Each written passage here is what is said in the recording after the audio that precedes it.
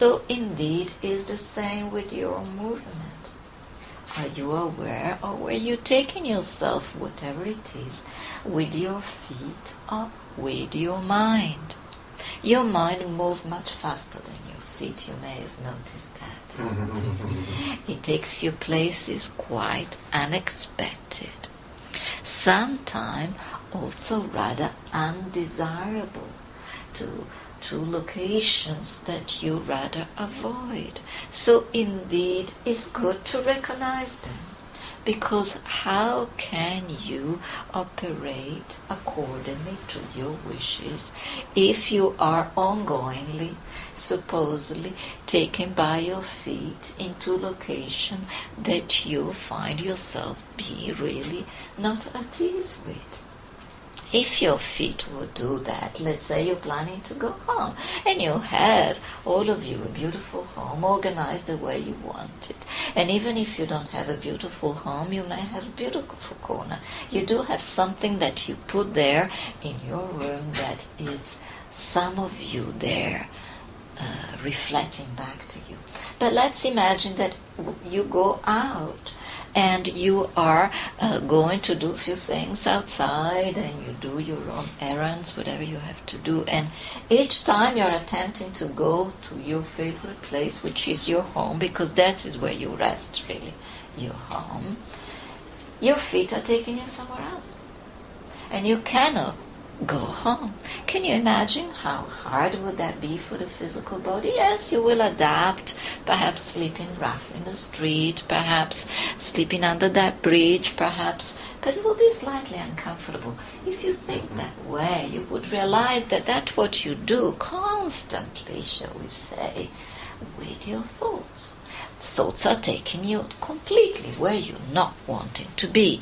So a little discipline of observing where they're taking you will be useful, and think them in terms as those thoughts they have feet, and they never, most time, are taking you home.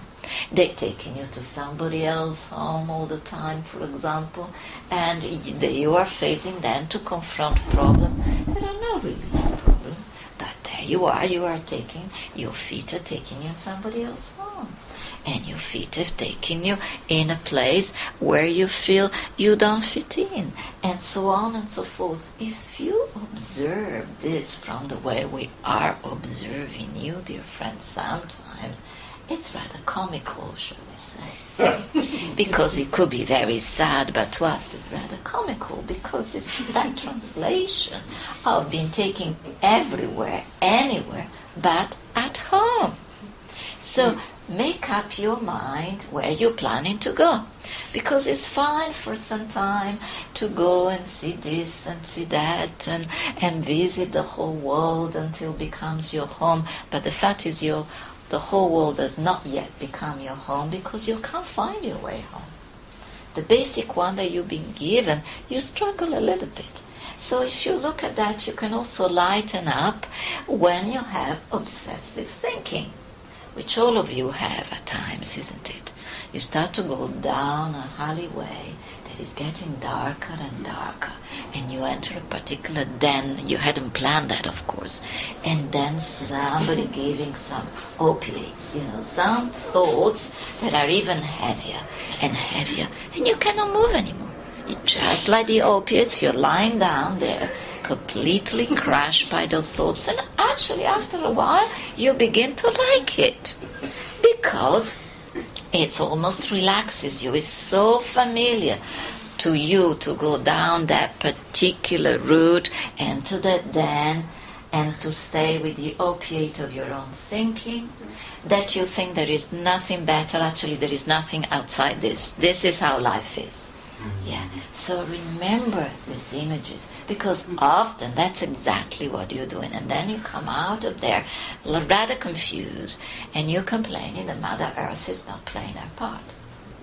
And you're complaining that your body's not doing the right things, and you're complaining that your friends are not doing the right things. Of course, there is a little confusion, because that opiate of the thinking always in the same, going to the same corner, to the same position as blood, the vision. So use that again. Recenter your vision, reattune. Look for that inner compass, your spiritual compass, that turn towards the spiritual north, or wherever your home is, and say every day, please help me in the midst of this confusion. Take me home. Home is where your heart is. And somehow it's not just that fluffy feeling of a heart, all romance and beauty. It's not that heart. It's a universal heart. It's a place of where all your multi-dimensional being is perfectly fitted, included, and all is done. Nothing need attending, because all is done by sheer presence. But can you be present? You see? So they told us to remind you of those things tonight in this way, and we stop here and we go to the question. All right. Thank you very much indeed, Manjushri.